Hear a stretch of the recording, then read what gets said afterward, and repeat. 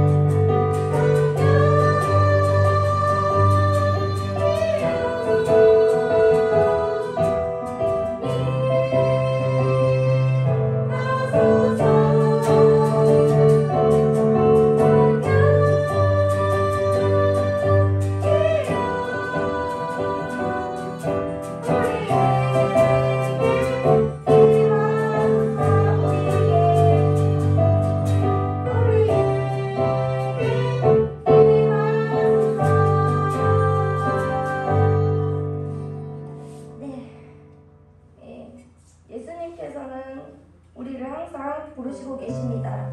그 부르심에 나아가시기를 바랍니다.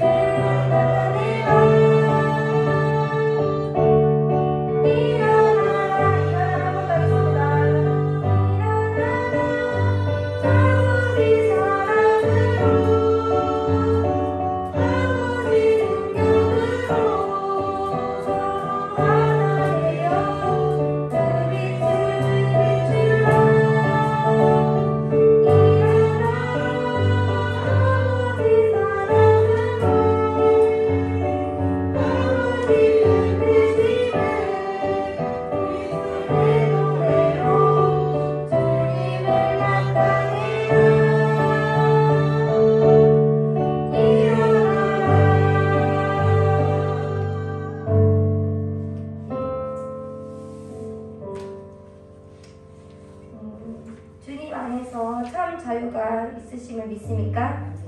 네, 간구하고 찾기를 원합니다.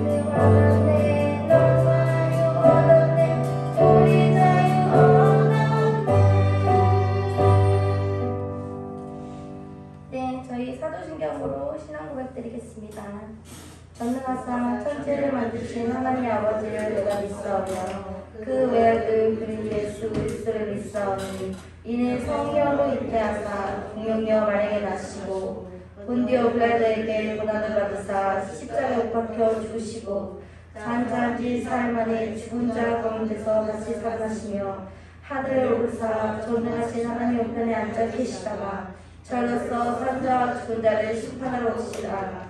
성경을 믿사오며 거룩한 공예와 성부가 성통한 것과 죄를 사하여 주신 것과 몸이 다시 사는 것과 영원히 사는 것을 믿사옵나이다. 아멘.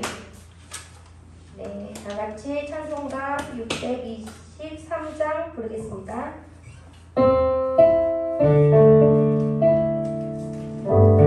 시간에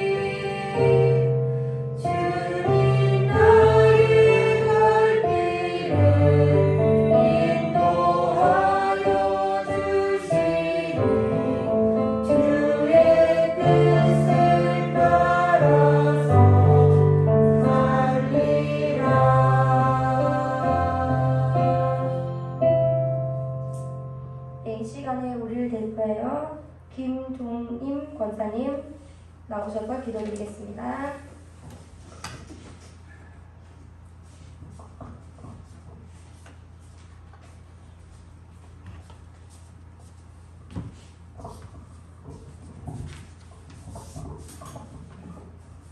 오늘도 살아서 역사하시는 좋으신 하나님 아버지, 저희들에게 은혜 주셔서 주님의 존전에 나와서 예배 드릴 수 있는 귀한 은혜를 베풀어 주심을 진실로 감사드립니다.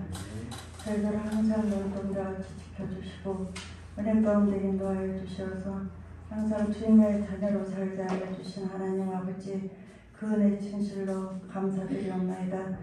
귀하신 하나님 아버지, 항상 저희들을 눈동자같이 지켜주시고 은혜 베풀어 주셔서 세상에 있지 않게 하여 주시고 항상 예배의 자리에 인도하여 주셔서 주님께서 기뻐하시는 예배로 영광 돌릴 수 있는 귀한 은혜를 베풀어 주시기를 간절히 기도드렸고 원합나이다. 오늘도 저희들 주님의 말씀을 삼하여 주님의 중전에 나왔사오니 주님이 주시는 귀하신 말씀으로 큰 은혜 받아 세상을 이기게 하여 주시고 승리하는 귀한 삶을 누릴 수 있는 귀한 은혜를 베풀어 주실 것을 간절히 기도드렸고 원합나이다. 귀하신 하나님 아버지, 저희들 이모로 저모로 어려움 중에 있사오니 우리 주님께서 믿음의 믿음을 더하여 주셔서 주님 은혜 안에서 참 자유를 누리고 살아갈 수 있는 저희들 되게 하여 주시옵소서. 귀하신 하나님 아버지, 썩어질 것을 위하여 저희들 충성하는 게 아니라 살아계셔서 역사하시고 영원하신 주님을 위해 아버지 하나님 저희들 마음들이고 몸들여 주님이 기뻐하시는 그 삶을 살아갈 수 있도록 은혜를 베풀어 주시기를 간절히 기도드렸고 원합나이다. 오늘도 사랑하는 자녀들 아버지 하나님 또한 이곳저곳에서 예배 드리옵나이다. 우리 하나님께서 이 예배 후에 함께해 주시고 영광 베풀어 주셔서 정말로 주님이 살아계심을 아버지 하나님 앞에 고백하고 아버지 하나님 앞에 더욱더 충성하는 모든 이들이 될 수 있도록 은혜를 베풀어 주시기를 기도드리옵나이다. 귀하신 하나님 아버지, 또한 아버지 하나님 지구 한쪽에서는 전쟁으로 인하여 많은 희생자들이 있습니다. 우리 하나님께서 그들을 불쌍히 여겨주시고 하루속히 그 전쟁이 아버지 하나님 끝나는 그날을 속히 허락하여 주셔서 아버지 하나님 그 나라에 또한 아버지 하나님 그 영혼들과 함께하여 주셔서 정말로 아버지 하나님 그들이 큰 깨달음을 허락하여 주시고 또한 아버지 하나님의 자녀임을 아버지 하나님 그들의 입술로 시인할 수 있는 은혜도 베풀어 주시고 정말로 하나님의 은혜로 그 전쟁이 하루속히 아버지 하나님 끝나는 그날을 아버지 하나님 간절히 소망하오니 주여 아버지 하나님 함께하여 주시기를 간절히 기도드렸고 원합나이다. 귀하신 하나님 아버지, 또한 우리 아버지 하나님께서 힘있는 교회를 세우시고 아버지 하나님께서 항상 말씀으로 기도로 아버지 하나님 인도하여 주심을 감사드리옵나이다. 귀하신 하나님 아버지, 힘이 있는 교회를 통하여 많은 영혼들이 아버지 하나님 그 심령이 변화받게 하여 주시고 주님의 자녀임을 시인하는 아버지 하나님 많은 성도들이 있기를 원합나이다. 귀하신 하나님 아버지, 이전에서 하나님 아버지의 말씀이 살아 역사하게 해주시고 아버지 하나님의 사랑이 또한 아버지 하나님 부활할 수 있는 귀한 은혜로 허락하여 주시옵소서. 귀하신 목사님 또한 날마다 지켜주시고 또한 아버지 하나님 영육간에 지켜주셔서 아버지 하나님의 말씀을 준비하고 선포할 때마다 그 능력이 더하게 하여 주시고 은혜가 더하게 하여 주시고 아버지 하나님의 크신 나라와 그 아버지 하나님의 말씀이 살아 역사할 수 있는 은혜를 베풀어 주시옵소서. 귀하신 하나님 아버지, 또한 아버지 하나님 멀리 아버지 하나님 몽골과 아버지 하나님 대만원 성길지 위에 함께해 주시기를 원합나이다. 아버지 하나님 어려운 역경 속에서도 아버지 하나님의 말씀을 선포하고 아버지 하나님의 말씀을 한 생명이라도 더 구원하고자 힘쓰고 애쓰는 우리 선교사님들 위해 함께해 주셔서 그곳에 아버지 하나님 어려움이 있을지라도 우리 하나님께서 늘 동행하여 주시고 인도하여 주시고 함께하여 주심으로 아버지 하나님 그 어려움이 아버지 하나님 앞에 영광이 될 수 있도록 은혜를 베풀어 주시기를 원합나이다. 귀하신 하나님 아버지 하나님께 드리는 이 예배가 우리 주님께서 기뻐하시는 예배가 되게 하여 주시고 아버지 하나님 어린아이에서부터 노년에 이르기까지 아버지 하나님의 귀하신 말씀이 살아 역사하게 하여 주셔서 정말로 하나님의 자녀의 삶을 누릴 수 있는 귀한 은혜를 베풀어 주시기를 간절히 기도드려 원합나이다. 귀하신 하나님 아버지 감사합니다.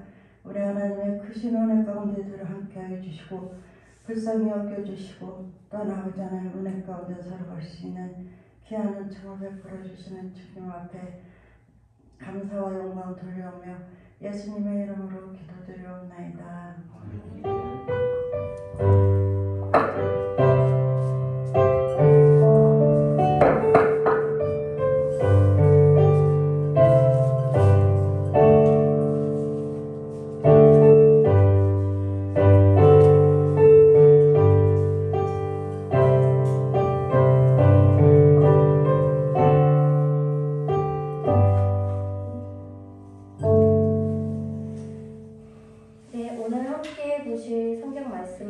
마태복음 5장 17절에서 20절 말씀입니다.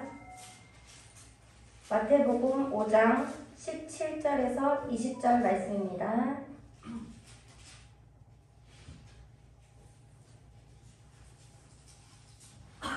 네, 찾으셨죠? 네, 다 같이 합독하겠습니다. 내가 율법이나 선지자를 폐하려 오는 줄 생각하지 말라. 폐하려 오는 것이 아니요 완전하게 하려 합니다. 진실로 너희에게 이르노니 선지가 없어지기 전에는 율법의 일점 일획도 없어지지 아니하고 다 이루리라. 그러므로 누구든지 이 계명 중에 지극히 작은 자 하나도 버리고 또 그같이 사람을 가르치는 자는 천국에서 지극히 작다 일컬음을 받을 것이요 누구든지 이를 행하며 가르치는 자는 천국에서 크다 일컬음을 받으리라. 내가 너희에게 이르노니 너희가 서기관과 바리새인보다 더 마시지 못하면 결국 천국에 들어가지 못하리라. 아멘. 네, 서영기 목사님 나오셔서 하나님의 율법이라는 제목으로 말씀 전해겠습니다.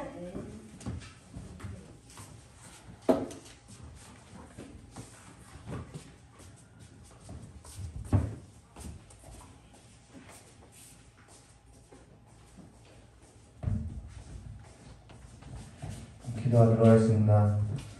고맙고 감사하신 하나님 아버지, 하나님의 말씀이 우리에게 사랑이 되게 해주시고 아름다운 하나님의 음성이 되게 해주셔서 하나님의 말씀대로 하나님의 명령대로 따라서 살아가는 복된 자로서 복된 삶이 될 수 있도록 저희 역사해 주시길 간절히 원하며 기억하신 예수님의 이름으로 축복하며 기도드리옵나이다.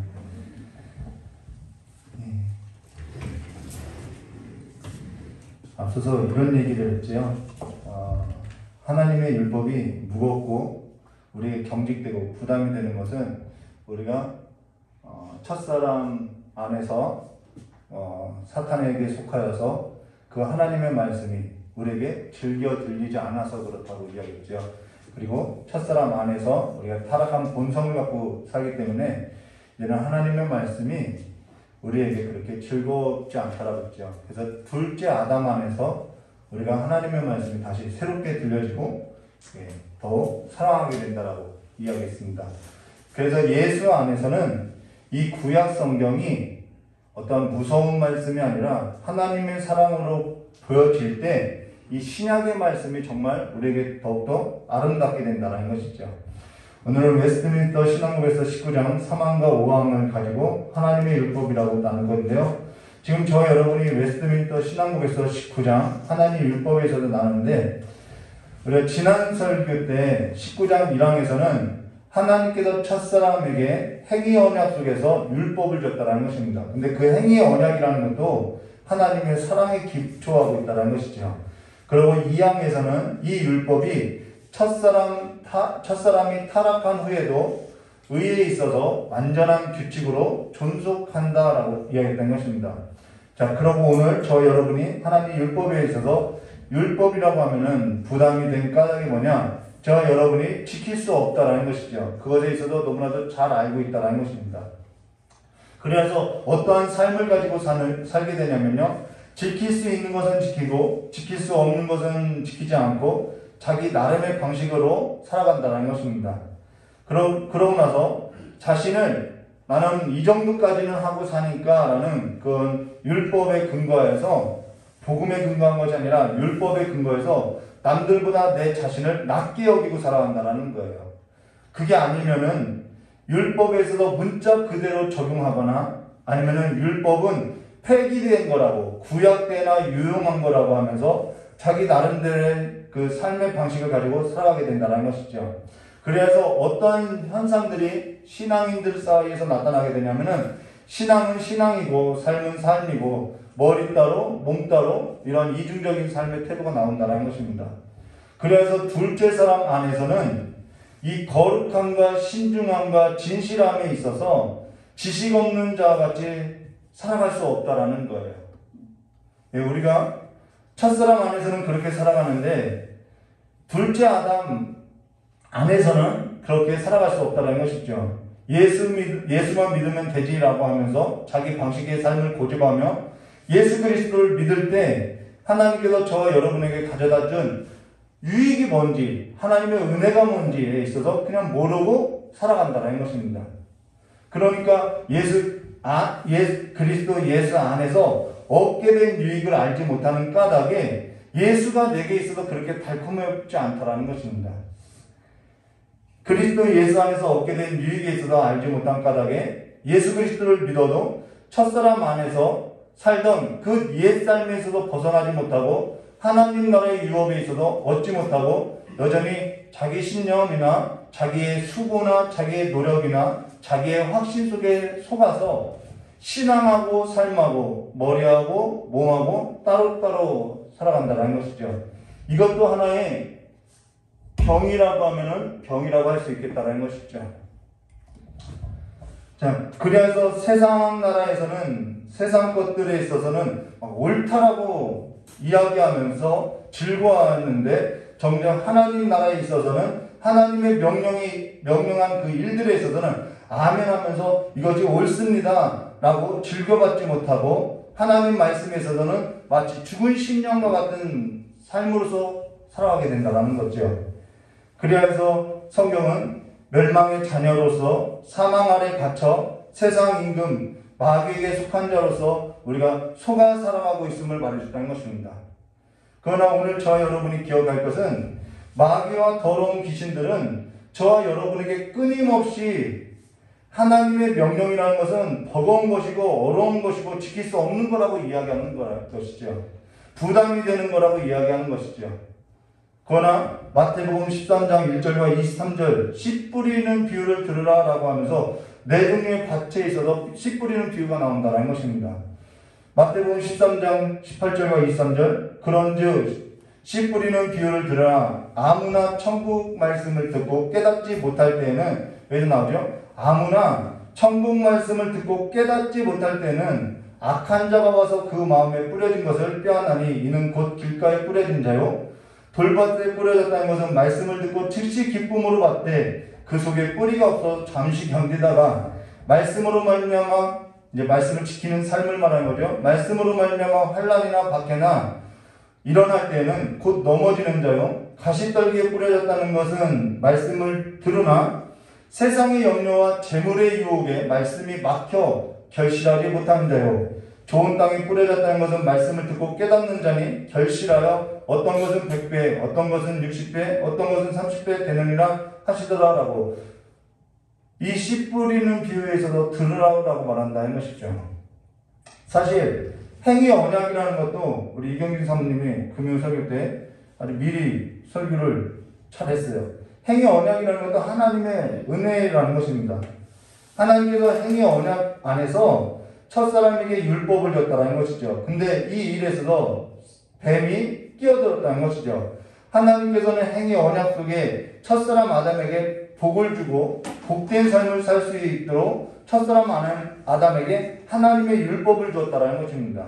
그러나 사람은 지금까지 하나님 백성에게 듣고 깨닫게 하는 그 일에 있어서 이 사탄은 방해하고 있다는 것이죠. 그러나 레위기서 18장 5절 말씀 보시면 이렇게 말씀하죠. 너희는 내 규례와 법도를 지키라. 사람이 이를 행하면 그로 말미암아 살리라. 나는 여호와니라. 사는데 이 말씀을 줬다라는 것입니다. 잠언 4장 4절 아비가 내게 가르쳐 이르기를 내 말을 내 마음에 두라. 내 명령을 지키라. 그리하면 살리라라고 말하고 있다는 것이죠. 그러면은 지금 이 글이 구약에서만 유효하고 신약에서는 유효하지 않냐? 그렇지 않다라는 것입니다. 영원토록 유효하다고 우리가 2항에서 보았다는 것이죠. 자, 누가복음 10장. 근데요, 누가복음 10장에 중요한 말이 나오는데요. 누가복음 10장 25절과 37절에 어떤 율법교사가 일어나 예수를 시험하이르되 선생님, 내가 무엇을 하여야 영생을 얻으리까? 여기 나오죠? 무엇을 하여야 생명을 얻으니까 영생을 얻으니까? 예수님께서 말씀하시기를 예수께서 이르시되 율법이 무엇이라 기록하였으며 내가 어떻게 읽느냐라는 거예요.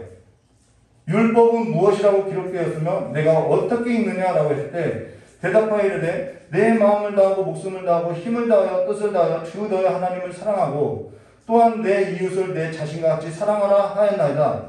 예수께서 이르되 내 대답이 옳도다. 이를 행하라. 그러면 살리라 라고 말하고 있다는 거죠.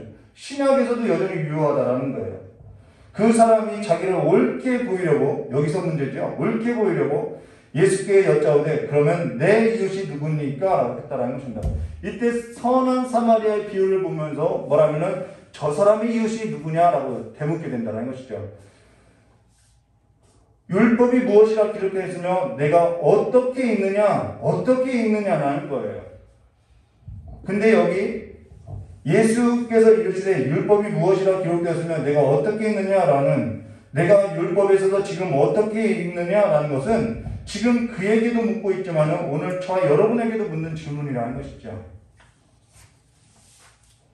첫사람 그 행위 언약 안에서 우리가 율법을 대하고 읽고 있는지, 아니면 둘째 사람 은혜 언약 안에서 율법을 대하고 읽고 있는지, 우리가 어디에 속하였는지에 관해서 이 삶이 달라지게 되어 있다는 것입니다. 첫사람 행위 언약 안에서는 율법이 저와 여러분에게 사망이 선고되었기 때문에 부담이 된다는 거예요. 그러나 둘째 사람 은혜 언약 안에서는 율법이 저와 여러분에게 생명을 선고하고 하나님께서 저와 여러분에게 은혜를 주신 것들에 있어서, 하나님께서 우리에게 은혜로 주신 것들에 있어서 발견하게 하는 안내서와 같다라는 것이죠. 그래서 구약뿐만 아니라 신약에 있어서도 갈망하게 되고 하나님께서 주신 약속들이 무엇인지에 있어서 아멘하며 즐겨받게 된다는 것입니다. 구약은 율법이고 신약은 복음이라는 그런 소리를 하지 않게 된다는 것이죠. 모든 성경은 하나님의 감동으로 된 것으로서 하나님의 사람으로 교육하기에 유익한다는 것을 알게 된다는 것입니다. 모든 것은 성경 곁에 두고 살게 된다는 것이죠. 다른 사람이 하라 하지 말라라고 해서 하는 것이 아니라 자원하는 심령으로서 내가 복을 얻은 자로서 하나님의 유익한 삶으로서 살게 된다는 것입니다. 저와 여러분은 세상의 영을 받은 것이 아니라 하나님의 영을 받아서 진리로서 인도받는다는 것입니다.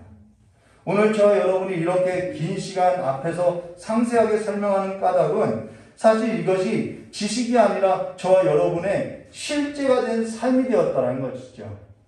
실제라는 거예요. 그래서 구약에 나타난 그 하나님하고 신약에 나타난 하나님이 내게 있어서는 그렇게 다른 하나님이 아니라는 것입니다. 그 하나님이 내게 나타난 그 하나님이 정말 영원하신 하나님으로서 내 삶 가운데 실제가 됐음을 말해줬다는 것이죠. 모형이나 어떤 그림자가 아니라는 것입니다. 그러면 지난 설교에 이어서 웨스트민스터 19장 3항 4번과 5번 말씀 보도했습니다. 일반적으로 도덕법이라 불리는 이 율법 외에도 하나님께서는 기꺼이 미숙한 교회인 이스라엘 백성에게 의식법을 주셨다. 거기에는 몇 가지 모형적인 의식들이 포함되어 있는데 부분적으로는 예배에 대한 것으로서 그것은 그리스도와 그를 통하여 베풀어 주신 은혜들, 그가 행하실 일들, 그가 받을 고난들, 그리고 그의 공로로 주어질 유익들을 예표하고 있다. 그림자라는 거예요. 이 구약 성경은 이 모든 것을 예표하고 있다는 것이죠.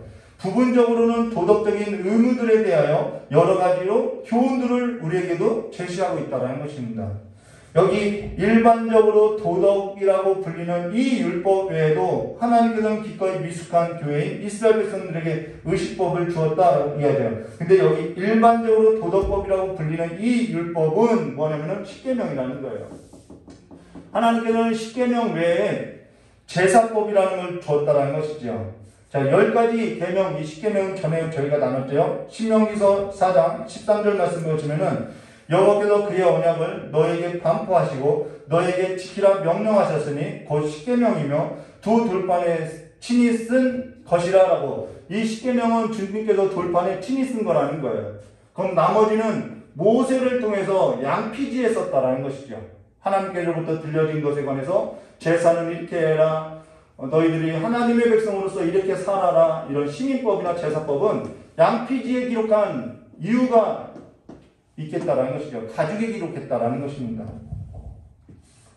자, 그래서요, 여기 의식법이라는 것은 하나님이 미숙한 교회인 이스라엘 백성에게 모세로 하여금 줬는데요. 이 의식법이라는 것은 10가지 계명이 아닌 제사와 관련된 제사법이라는 것입니다. 근데 중요한 것은 뭐냐면은 이 의식법이라고 하는 이 제사법이라는 것은 하나님께서 기꺼이 미숙한 교회인 이스라엘 백성들에게 허락해 준 것이면서 일시적인 거라는 거예요. 한시적인 것이고 모형이었고 그림자였고 부분적이었다라는 것입니다. 그리고 그림자라는 것은 무엇을 말하냐면은 실체가 있다라는 거예요. 몸이 있다라는 것이에요. 몸이 있으니까 그림자가 있다라는 것입니다. 그리하여서 실체인 몸이 있으니까 사실 모형이 있고 그림자가 있는데 이 실체가 오면, 이 몸이 오면은 뭐가 필요 없는 거예요? 그림자가 필요 없다라는 것이죠. 이 일에 있어서 설교한 것이 뭐냐면은 우리가 앞서서 나눴던 히브리서라는 것입니다. 그래서 히브리서 8장 4절과 5절에 이런 말씀 있죠. 예수께서 만일 땅에 계셨더라면 제사장이 되지 아니했을 것이요. 이게 제사법에 관한 거죠. 이는 율법을 따라 예물을 드리는 제사장이 있음이라. 그들이 섬기는 것은 하늘에 있는 것의 모형과 그림자라. 모세가 장막을 지을 때에 지시하심을 얻은 것 같으니 이르시되 산과 모든 것을 산에서 내게 보이던 본을 따라 지으라 하셨느니라. 자, 우리는 성막이나 제사법이 그 모든 것이 하나님께서 시내산에서 모세를 통해서 보였는데 그 보였던 그것이 모형이었고 그림자였다라는 것입니다. 그러면 그 성막과 그 모든 제사에 관한 그 모든 것이 누구를 나타낸다는 거예요? 그리스도요. 실제인 그리스도를 나타낸다라는 거예요. 그래서 모세가 뭘 보고 성막을 졌지?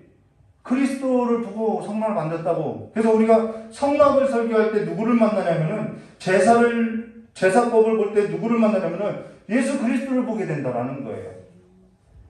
그래서 히브리서 9장 11절과 12절 그리스도께서는 장차 좋은 일에 대제사장으로 오사 손으로 짓지 아니한 것 곧 이 창조에 속하지 아니한 더 크고 온전한 장막으로 말미암아 염소와 송아지의 피로 하지 아니하고 오직 자기의 피로 영원한 속죄를 이루사 단번에 성소에 들어가셨느니라 라고. 장래 좋은 일에 있어서 모형이 없고 그림자로 땅에 속하여서 하늘에 있는 제사로서 드려졌다라는 거예요. 그러면은 제사는 왜 드려야 하느냐? 제사는 귀신에게 드리는 것이 아니라 하나님께 드리는 거죠. 제사는 왜 그럼 드려야 하느냐? 하나님께 나아가는 방법이 제사였다라는 거예요. 죄인이 하나님 앞에 나가는 방법이 제사였다라는 거예요. 그러나 땅에 있어서 손으로 지은 장막 안에서 드렸던 제사로는 사람을 온전케 할 수 없기 때문에 매년 1년에 한 번씩 반복해서 드렸다라는 것이죠. 그래서 예수님께서 그거는 모형이었던 것이죠. 그래서 예수님께서 이 땅에 오셔서 단번에 자기를 하나님 앞에 드림으로써 그 죄를 다 사했다라는 것입니다. 죄로 사망이 오고 사망 아래 저주가 왔고 그 저주로 인해서 모든 사람이 고통하며 신음하며 질병과 그 아픔 가운데 살아간다는 것이죠. 근데 주께서 오시는 그날에 눈물도 없고 해함도 없고 질병도 없고 아픈 것도 없다라고 이야기한다는 것입니다. 오늘 저 여러분이 그 예수를 얼마만큼 사모해야 하는지에 관해서 살기 위해서 예수를 보아야 한다는 거예요. 히브리서 9장 6절과 10절 이 모든 것을 이같이 예비하였으니 하나님께서 창세전부터 예비했죠. 제사장들이 항상 첫 장막에 들어가 섬기는 예식을 행하고 오직 둘째 장막은 대제사장이 홀로 1년에 한 번씩 들어가되 자기와 백성의 허물을 위하여 드리는 피 없이는 아니하였나니 성령이 이로써 보이신 것은 첫 장막에 서 있을 동안에는 성수에 들어갈 길이 아직 나타나지 아니하였느니라. 자, 성령이 아직 보이지 않았다라는 거예요. 근데요, 그러나서 히브리서 9장 9절과 10절 이어서 보면요, 이 장막은 현재까지 비우니 이에 따라 드리는 예물, 제사는 섬기는 자들을 그 양심상 온전하게 할 수 없나니 이런 것은 먹고 마시는 것과 여러 가지 씻는 것, 우리 손으로 씻고 먹고 이런 게 다 제사법이죠. 함께 육체의 예법일 뿐 개혁될 때까지 맡겨둔 것이다 라고, 여기 개혁될 때까지라고 이야기하고 있죠. 우리 장로교회를 개혁주의라고 하는데요, 개혁이 뭐냐면은 본질로 돌아가는 것이 개혁이라는 거예요. 말씀으로 돌아가자라는 그 본질로 돌아가는 것이 개혁이라는 것입니다. 뭐 이걸 버리고 저걸 세우고 그것이 개혁이 아니라는 거예요. 그러나도 뒤에서 이어졌던 말이 뭐냐면 그리스도께서는 장래에 좋은 일 대제사장으로 오사 손으로 짓지 아니한 것 곧 이 창조에 속하지 아니한 더 온전한 장막으로 말미암아 염소와 송아지 피로 아니하고 자기 피로서 영원한 속죄를 단번에 이루어서 성수에 들어갔다라고 이야기하고 있다는 것이죠. 지금 이런 모든 것이 언제까지요? 개혁될 때까지 했다라는 것이죠. 그래서 모형이 없고 그림자였다라는 것입니다. 근데 지금도 모형과 그림자를 믿고 있는 사람들이 있죠. 한국 사람들도 있어요. 여기서 개혁이라는 것은 실체가 나타날 때까지, 몸이 나타날 때까지 이 말이라는 거예요. 그러면은 실체가 무엇이고 본질이 무엇이냐? 예수 그리스도라는 거예요. 그래서 거기에는 넘겨주시면요, 거기에는 몇 가지 모형적인 의식들을 포함되어 있는데 부분적으로는 예배에 대한 것으로서 그것은 그리스도와 그를 통하여 베풀어질 은혜들, 그가 행하실 일들, 그가 받을 고난들, 그리고 그의 공로로 주어질 은혜 유익들을 예표하고 있으며 라고, 그리스도를 통해서 베풀어진 은혜들, 그가 행하실 일들, 그가 받으실 고난들, 그의 공로로 주어질 유익들에 있어서 예표하고 있다는 것입니다. 그리하여서 예수 안에서 정죄함이 없다라는 거예요. 예수께서 성령을 통하여 죄로 인하여 사망이 왕노릇하고 저주로 질병과 괴로움과 그 모든 삶으로부터 치유하시고 또한 성령을 통해서 우리에게 은사를 주사 실제적인 삶으로서 살게 하셨다라는 거예요. 그것을 나타내고 있다라는 것이죠. 그래서 은사는요, 받아도 되고 안 받아도 되는 것이 아니라 받아야 하는 문제라는 거예요. 여러분들이 세상에 그 어떠한 것을 사랑하는 것보다, 추구하는 것보다, 갈망하는 것보다, 물질을 얻는 데에 힘쓰는 것보다 이 은사를 사모하라는 거예요. 로마서 5장 17절과 19절, 한 사람이 범죄로 말미암아 사망이 그 한 사람을 통하여 왕노릇하였은즉 더욱 은혜와 의의 선물을 넘치게 받은 자들은, 받은 자들이 있다라는 거죠. 한 분 예수 그리스도를 통하여 생명 안에서 왕노릇하리로다 라고 말한다는 거예요. 그런즉 한 범죄로 많은 사람이 정죄에 이른 것 같이 한 의로운 행위로 말미암아 많은 사람이 의롭다 하심을 받아 생명에 이르렀느니라. 한 사람이 순종하지 아니함으로 많은 사람이 죄인된 것 같이 한 사람이 순종함으로 많은 사람이 의인이 되리라 라고 이야기하는 것입니다. 죄인은 하나님 앞에 나아가는 방법이 제사인데 그것이 온전하지 않았다라는 거예요. 근데 모든 제사라는 것은 개혁될 때까지 맡겨졌던 것이죠. 그래서 예수 그리스도께서 십자가에서 영원한 속죄를 이루셨다라는 거예요. 하나님께서 예수 그리스도로 말미암아 영원한 속죄를 이루시고 보증으로 성령을 보내주셨는데 그 성령을 보내주신 열매 증거가 뭐냐? 바로 주를 고백하는 거룩한 교회로서 저와 여러분이라는 것이죠. 저와 여러분이 증인이라는 거예요. 저와 여러분이 생명을 얻게 된 것은 예수께서 율법을 완성해서 되어진 일이라는 것이죠. 첫사람 안에서 죄가 들어와 사망 아래에 갇혀 수고와 슬픔과 고통과 절망과 질병과 저주와 수치스러웠던 그 모든 일이 둘째 사람 안에서 끊어지고 둘째 사람 안에서 죄 없다고 선언되어지고 성령께서 복되게 하시고 복을 얻는 삶으로서 우리를 인도해 가신다는 것이죠.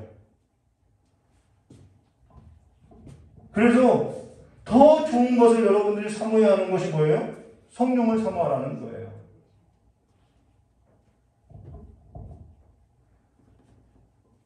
그래서 세월을 낭비하지 말라는 거예요. 오늘 저와 여러분이 하나님 앞에 담대하게 나아갈 수 있는 까닭이 어디냐면은 죄인이 어떻게 하나님 앞에 나가요? 둘째 사람 예수 그리스도께서 제물이 되어서 하나님의 영원한 속죄 제물이 되었고 하나님하고 화목 제물이 되어서 자신을 소제와 번제로서 하나님 앞에 완전히 드려졌기 때문에 가능했다라는 것입니다. 그래서 이 개혁될 때까지의 이 모든 모형이 예수 안에서 다 완성됐다라는 거예요. 그래서 갈라디아서 6장 14절 그러나 내게는 우리 주 예수 그리스도의 십자가 외에는 결코 자랑할 것이 없으니 당연하죠. 이게 그렇게 복된 건데요. 유대인들에게는 이게 꺼리는 것이고 세상을 쫓는 사람들에게는 이것이 미련한 것인데 저희에게는 이것이 자랑이라는 거예요. 그리스도로 말미암아 세상이 나를 대하여 십자가에 못 박히고 내가 또한 세상에 대하여 그러하리라 라고 이것이 개혁된 삶이라는 것입니다. 그래서 예수를 얻고자 살아간다는 거예요. 히브리서 10장 19절과 20절 그러므로 형제들아 우리가 예수의 피를 힘입어 성수에 들어갈 담력을 얻었나니 그 길은 우리를 위하여 휘장 가운데 열어놓으신 새로운 살 길이요 휘장은 곧 그의 육체니라 라고 그분이 예수님께서 하늘에 열린 문을 두시고 하늘의 영원한 살 길을 우리에게 열어두셨다는 것입니다. 오늘 저와 여러분이 예배하고 성례하는 것은 제사가 아니라 믿음의 주이신 예수 그리스도를 보기 위함이라는 거예요. 십자가의 그 지혜와 능력을 오늘 경험하기 위함이라는 것입니다. 수설교 때 이런 얘기했죠. 예배 때 예수 없이도 예배가 되어지더라 라고 이야기했죠. 저와 여러분의 삶 가운데 십자가 없이도 살 수 있더라 라고 이야기했죠. 예수를 잃어버리고 살아서는 안 된다는 거예요. 둘째 사람 안에서 생명을 얻고 의로움을 입고 자유감이 있고 하나님 나라의 그 영원한 유업들이 다 예수 안에 있다는 것이죠. 예수를 믿는 것이 예수를 사랑하는 것이 이 구약의 성취가 이루어진 삶이라는 것입니다. 저와 여러분이 구약에 있어서 의식법은 예수 그리스도께서 완전히 성취해서 폐하였으나 사실 그럼에도 저와 여러분이 연구해야 하는 까닭은 그 모형이 실제에 있어서 어떠한 유익들이 있는지에 관해서 발견할 수 있겠다라는 것이죠. 우리에게 주어진 유익들이 뭐지? 그가 우리의 삶 가운데 행하신 일들이 무엇이지? 그것을 찾기 위함이라는 것입니다. 구약을 먹고 마시는 것에 있어서 정하고 부정하고 이러한 문자적으로 해석하는 것이 아니라 둘째 사람 안에서 거룩한 몸이 되었어. 그래서 거룩한 삶에 있어서 내게 주어진 유익들이 무엇인지 찾아 나선다는 거예요. 그래서 둘째 아담 안에서는 이 하나님의 말씀이 너무나도 내게 있어서 사랑스러운 말씀이 된다는 것입니다. 그래서 억지로 하는 것이 아니라 내가 스스로 하나님의 말씀을 먹게 된다는 거예요.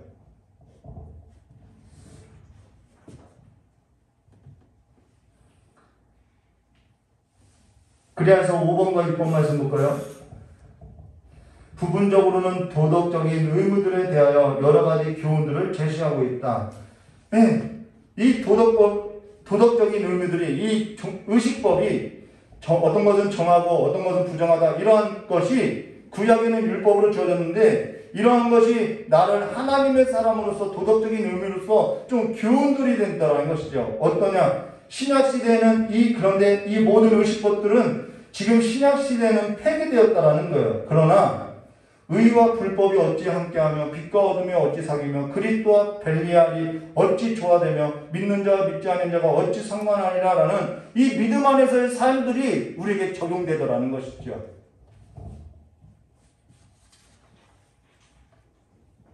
이것을 율법주의로서 지키는 것이 아니라는 것입니다. 그래서 저와 여러분이 앞서도 언급했죠. 율법이 무엇이라 기록했느냐? 너희가 읽을 때 어떻게 읽었느냐라는 것이죠.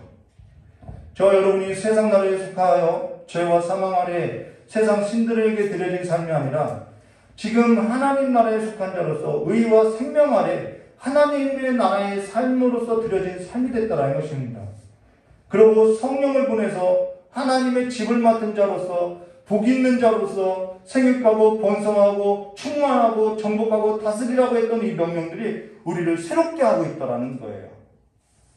다시 둘째 사람 안에서 복받은 자로서 살아가게 됐다는 것이죠.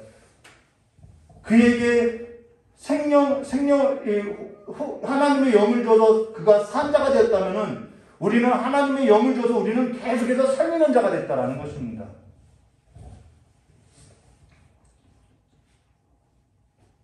그래서 주께서 보내신 그 살리는 영으로 말미암아 날마다 하나님 나라에 속한 자로서 주와 함께 일어나고 깨어나게 된다는 것이죠.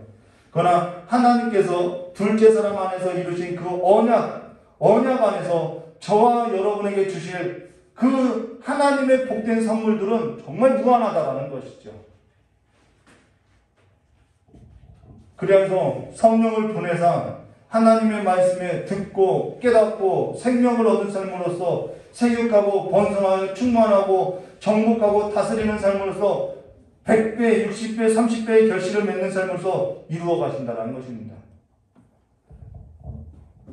그래서 저와 여러분의 삶이 세상 나라에서 복을 얻었느냐가 아니라 오늘 성령께서 내 삶을 인도하는 삶에 있어서 내가 걷는 복된 삶을 살아가느냐, 여기에 우리가 초점을 맞춰야 한다는 거예요. 그래서 전에 거짓에 속아서 즐겨받지 않았던 하나님의 말씀에 있어서 이제는 목말라 하지요. 그래서 전에 세상 임금에 속아서 즐겨하던 것에 있어서 미혹받지 않고 살아가는 것이죠. 아버지의 말씀이 진리입니다라는 사실에 있어서 깨닫고 아멘, 아멘 하면서 즐겨받으면서 먹으면서 내 영혼의 양식으로서 힘을 내고 살아간다는 것이죠. 사실 예수를 믿는다고 하나 그리스도 예수 안에 거하여 사는 자가 적고요. 예수 안에서 또는 더 예수 안에서 복을 얻는 자는요 심히 적어요.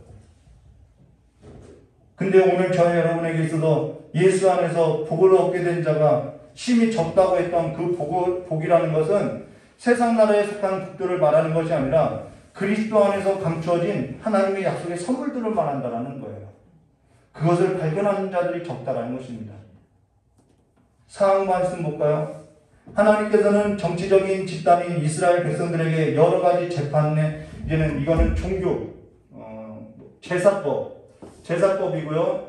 이번 사항에서는 시민법이라고 하는데 사실상 이거는 무슨 법이냐면요. 재판법. 재판에 관한 것들이 나오죠. 사항 볼게요. 하나님께서는 정치적인 집단인 이스라엘 백성들에게 여러 가지 재판에 관한 율법을 주셨다.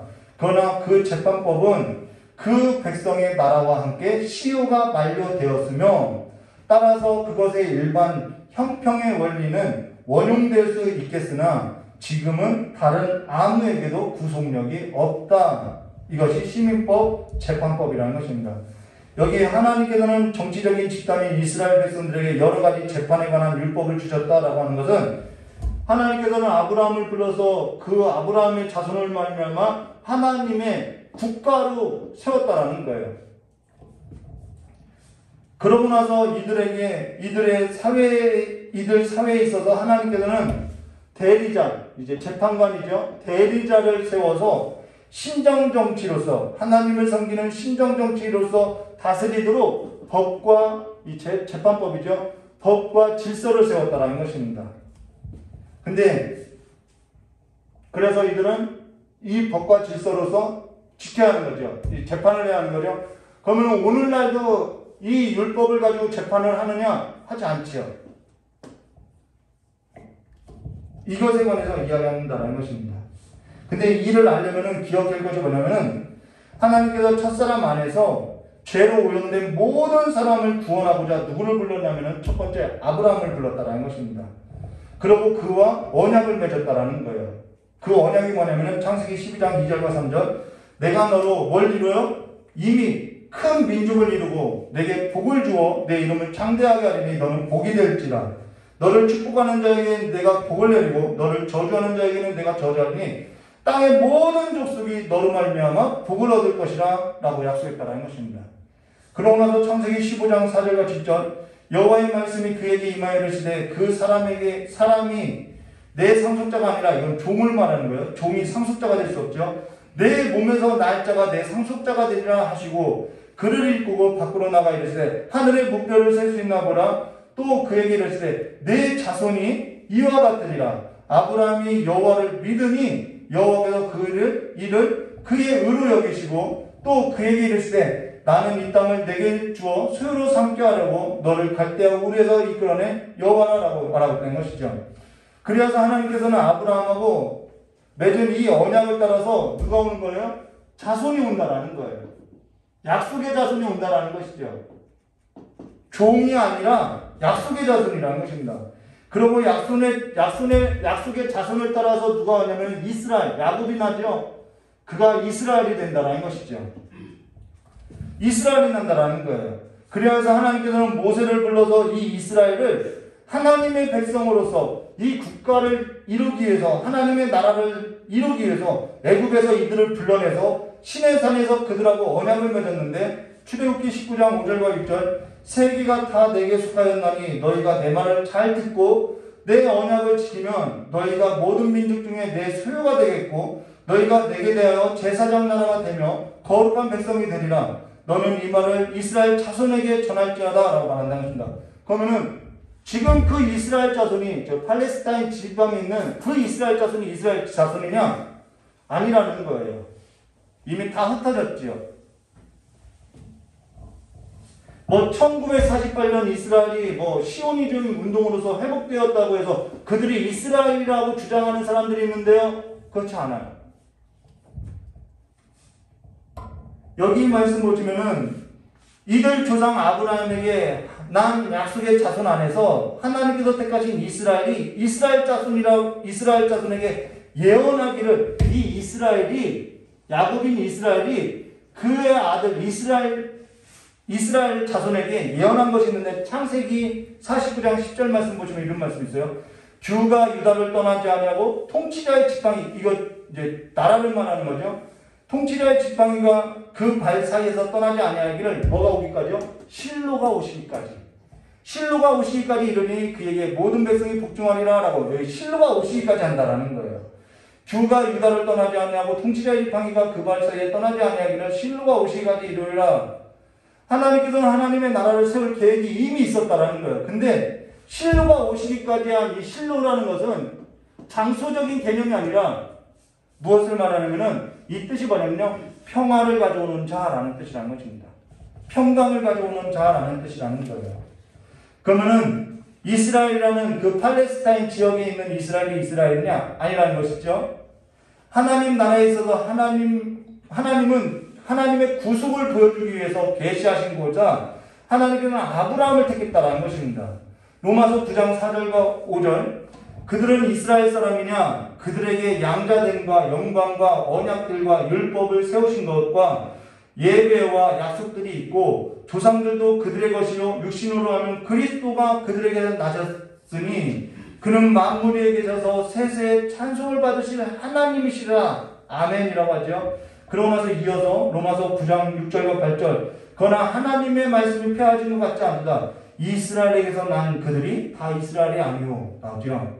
또한 아브라함의 씨가 다 그의 자손이 아니라 오직 이삭으로부터 난 자라야 내 씨라 불리리라 하였으니 곧 육신의 자녀가 하나님의 자녀가 아니요 오직 약속의 자녀가 씨로 여기심을 받을지어라고. 여기 오직 약속의 자손이 나오는데요. 그가 누구냐면은 실로로 오실, 이스라엘이 예언했던, 이스라엘 자손들에게 예언해서 실로로 오실 자가 있다라는 거예요. 평강을 가지고 올 자가 있을 거라는 거예요. 그 아브라함의 그 약속의 자손이 누구냐 하면은 갈라디아서 3장 16절, 이 약속들은 아브라함과 그 자손에게 말씀하신 것인데 여럿을 가리켜 그 자손이라 하지 아니하고 오직 한 사람을 가리켜 내 자손이라 하였으니 곧 그리스도니라. 그가 이 땅에 하나님께 기뻐하심을 받은 자, 저와 여러분을 위하여서 평강을 가져왔다라는 거예요. 세상 나라 가운데서 살아가는 것은요, 평강이 없어요. 저희 딸에게도 어제 한참 이야기했어요. 너 마음에 근심이 많고 불안한 것, 하나님이 너를 부르는 사인이라고 생각하고 가까이 와라고 이야기했다는 것입니다. 사람과의 관계도 예수가 아니면 평강을 이룰 수가 없다라는 거예요. 그러고 나서 갈라디아서 3장 17절과 20절, 내가 이것을 말하노니 하나님께서 미리 정하신 언약은, 자, 이 언약은 430년 후에 생긴 율법이 패하지 못하고 그 약속을 헛되게 하지 못하리라. 만일 그 율법이 율법에서 난 것이면 약속에서 난 것이 아니라, 그러나 하나님의 약속으로 말미암아 아브라함에게 주신 것이다. 아브라함에게 줬대의 언약을. 그런즉 율법이 무엇이냐? 범법함으로 더해진 것이냐? 천사를 통하여 한 중보자의 손에 베푸신 것인데, 여기서 중보자라는 것은 모세를 말하는 거예요. 모세에게 이것을 준 것인데 뭐가 오시기까지요? 약속하신 자손이 오시기까지 있을 것이다 라고 말한다는 것이죠. 그래서 갈라디아서 3장 13절과 14절, 그리스도께서 우리를 위하여 저주를 받은 바 되사 율법의 저주에서 우리를 속량하셨으니, 다 속량됐어요. 기록된 바 나무에 달린 자는 저주 아래 있는 자가 자라하였습니다. 이는 그리스도 예수 안에서 아브라함의 복이 이방인 모든 민족에게 이르리라라고 했던 그 이방인에게도 미치게 하고, 또 우리로 하여금 믿음으로 말미암아 성령의 약속을 받게 하려 하심이라라고. 그래서 그 육적의 자손들로 난 이스라엘이 아니라 저와 여러분의 이스라엘이라는 거예요. 지금도 일부 신학자나 목회자들은 교회가 이스라엘을 대처한 것이 아니라 이스라엘이 이스라엘이라고 주장하는 자들이 있다는 것입니다. 그들이 말하는 것은, 그래서 그들이 주장하는 것은 뭐냐면은 예루살렘 성전이 다시 세워져야 한다고 하고 제사가 다시 회복될 날이 있다고 하고 이스라엘이 회복될 때 주님이 온다라고 이야기하는 거예요. 그래서 제3의 성전을 주장하고요. 성경을 문자적으로 해석하고요. 이스라엘이나 저 유럽에서 일어나는 일들을 보면서 이스라엘의 회복이 이때인가? 우리 이스라엘로 가자고, 그러한 운동들도 하는 것이고요. 그래서 그들은 때와 진주에 있어서 굉장히 민감하게 잘못된 종말론을 가지고 있다는 것입니다.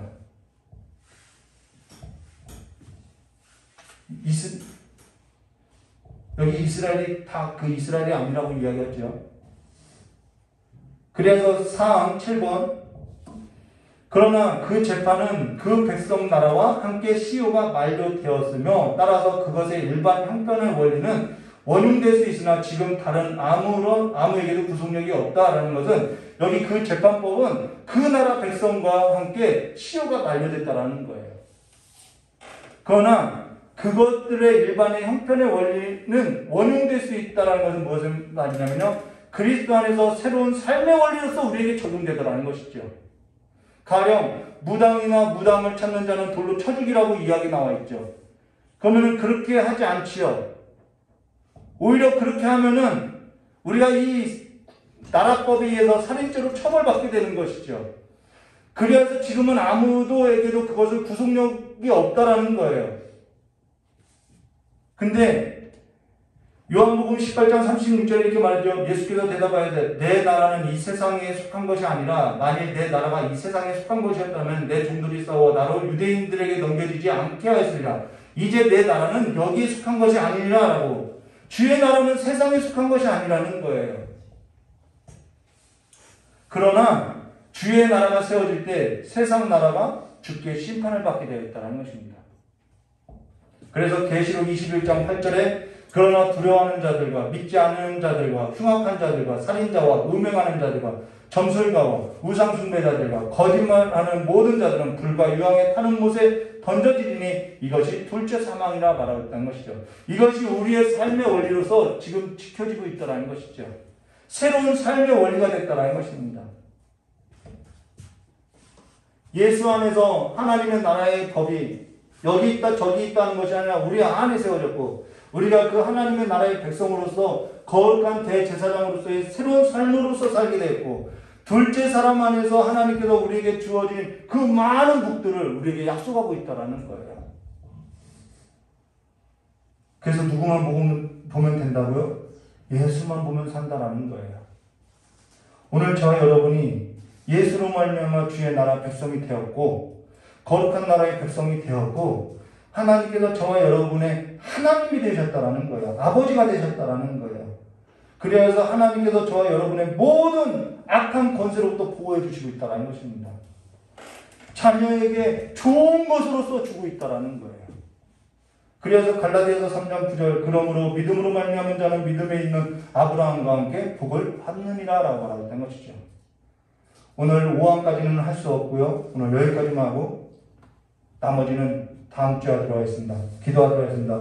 고맙고 감사하신 하나님 아버지, 예수 믿고 살아가는 삶이 되게 해주시고 예수로서 복을 얻는 자 되게 해주셨고 이미 예수 안에서 복을 얻은 자이오니 이제는 성령을 힘입어서 이제는 예수로 말미암아 하나님께서 우리에게 이루신 그 하나님의 많은 것들을 누리며 살아가는 복된 삶이 되게 해주실 간절히 원하오며 기어오신 예수님의 이름으로 축복하며 기도드리옵나이다.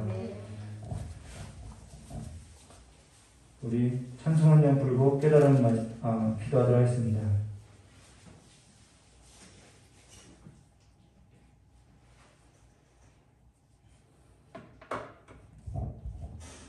찬송가 546장입니다.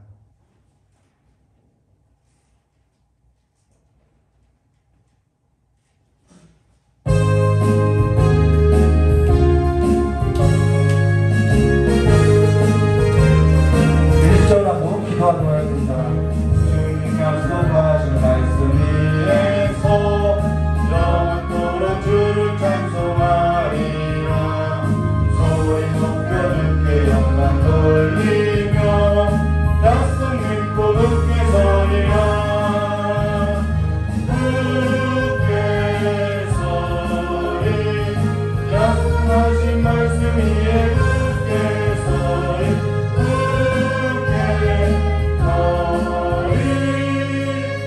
그 말씀 위에 굳게 서리라. 2절요.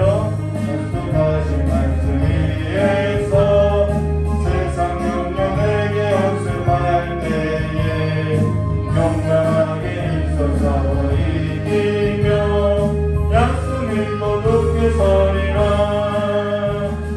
굳게 서리 영원하신 말씀 위에 굳게 서리 굳게 서리 그 말씀 위에 굳게 서리라. 한국 사람들 참 복을 좋아하죠. 세계 모든 사람이 복을 좋아해요. 그러나 예수 안에 더 좋은 복이 있어요. 한국 사람들 집 좋아하죠. 근데 예수 안에 더 좋은 집이 있어요. 여러분 예수 믿고 살아가시기를 주님의 이름으로 축원합니다. 이 시간 깨달은 말씀 드리고 기도하겠습니다. 고맙고 감사하신 하나님 아버지, 이제는 개혁될 때까지 모든 막걸렸던 그 모든 그림자와 모형을 다 버리고 예수 붙들고 예수 안에서 새로운 삶으로서 일어나는 복된 자들이 될 수 있도록 주여 역사를 주셨고 예수와 함께 그 모든 삶을 이겨나가는 자들이 될 수 있도록 주여 역사해 주시길 간절히 원합니다. 세상의 모든 염려와 근심으로 인해서 열매 맺지 못하는 자들이 아니라 이제는 예수만 바라보고 하늘의 시선을 두고 하나님과 함께 그 아버지의 나라의 집안에서 많은 것을 누리며 얻고 살아가는 온전한 자로서 살아갈 수 있도록 주여 역사해 주시옵고 이 시간에 성령을 보내서 아버지여 성령으로 말미암아 하나님의 그 각종 하늘의 그 신령한 복들에 있어서 은사로서 행할 자들은 행하게 하여 주시옵고 하나님의 나라에 하나님의 교회에 유익을 줄 수 있는 삶으로서 영향력을 끼치는 귀한 하나님의 백성으로서 일으켜 주시길 간절히 원하오며 오늘 이 시간에도 하나님 앞에 귀한 예물을 드리고 아버지의 11조를 드리고 감사의 예물을 드리는 우리 귀한 성도님들과 오늘 아버지 앞에 십자가를 바라보고 예수를 믿고 아버지로 말미암아 살고자 하는 믿음의 결단을 하는 우리 귀한 모든 성도님들의 모든 삶 위에